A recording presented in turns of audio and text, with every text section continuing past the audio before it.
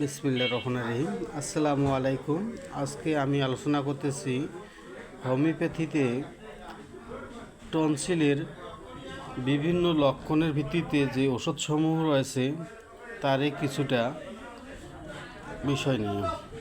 হোমিওপ্যাথিতে টনসিলের ব্যথা, টনসিলের বিবৃদ্ধি, টনসিলে ফুলে যাওয়া, টনসিলের যাবতীয় সমস্যার ক্ষেত্রে আমরা সাধারণত হোমিওপ্যাথিতে কী কী ওষুধ ব্যবহার করে থাকি সেগুলো বিষয় নিয়ে একটু আলোচনা করতেছি। প্রথমত আমরা যেটা দেখতে পারি যে হোমিওপ্যাথিক রেপার্টরি ক্যান্টে আমরা দেখতে পারি টনসিল সাধারণত থ্রোট অধ্যায়ের মধ্যে পাওয়া যায়। থ্রোট অধ্যায়ের মধ্যে আমরা দেখি যে ইনলার্জেস্ট অর্থাৎ টনসিলের বিবৃদ্ধি, এক্ষেত্রে অনেকগুলো ওষুধ রয়েছে।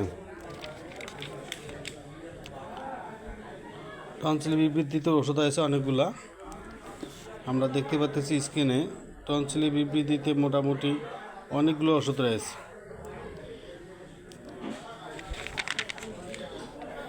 এখানে টনসিলের বিবৃদ্ধিতে আমরা ওষুধ দেখতে পারি মোটামুটি অনেকগুলা। এটা হচ্ছে টনসিলের বৃদ্ধি বা টনসিল বড় হওয়ার ক্ষেত্রে। আমরা যে অন্য কোথাও দেখতে পারি যে টনসিলের ব্যথা, সেক্ষেত্রে আমরা ওষুধ দেখতে পারি থ্রোট পেন, টনসিল, এই যে ওষুধগুলা। সকালে ব্যথা, ঘুম থেকে ওঠার পর ব্যথা, সকাল 8টায় ব্যথা, ঢোক গিলার সময় ব্যথা ইত্যাদি। টনসিলের ব্যথা, জ্বালা খাওয়ার ব্যথা, সেক্ষেত্রে আমরা এই ওষুধ throat pain, burning sensation, tonsil, এক্ষেত্রে আমরা ওষুধ দেখতে পারি এই কটা। এবং কোল্ড এয়ার এমএল, ঠান্ডা বাতাসে কমে, আইরিশ একমাত্র ওষুধ। আমরা যদি অন্য কোথাও দেখি টনসিলের ব্যথা টেনে ধরার মতো, এক্ষেত্রে ওষুধ আমরা দেখি সামান্য কয়েকটি ওষুধ, একটি ওষুধ। টনসিলের ব্যথা চাপনবোধ ব্যথা, ওষুধ অনেক কম। টনসিলের ব্যথা ছাল উঠার নাই,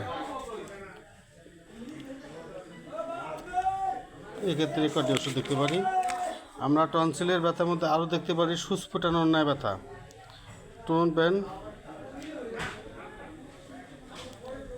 টনসিলের ব্যথা স্ট্রেসিং, সুচ ফোটানো ব্যথা, এই কটি ওষুধ আমরা আরও দেখতে পারি। সেটা হচ্ছে যে টনসিলের স্ফীতি অর্থাৎ ফুলে যাওয়া, সেক্ষেত্রে ওষুধ কয়টি, সেক্ষেত্রে আমরা ওষুধ দেখতে পারি টনসিলে ফুলে যাওয়া বেশ কয়টি ওষুধ রয়েছে। তো টনসিলের বিবৃদ্ধি এবং টনসিল ফুলে যাওয়ার এক্ষেত্রে অনেকগুলো ওষুধ রয়েছে। আমরা রুগীর যখন রুগীলিপি করব বা রুগীকে অ্যানালাইজ করব, রুগীকে যখন আমরা দেখব তার বিভিন্ন লক্ষণগুলোকে কারেকশন করব এবং উক্ত লক্ষণের আলোকে কোন ওষুধটা আসে সেটাই তার জন্য উপযুক্ত ওষুধ। ধন্যবাদ সকলকে। আসসালামু আলাইকুম।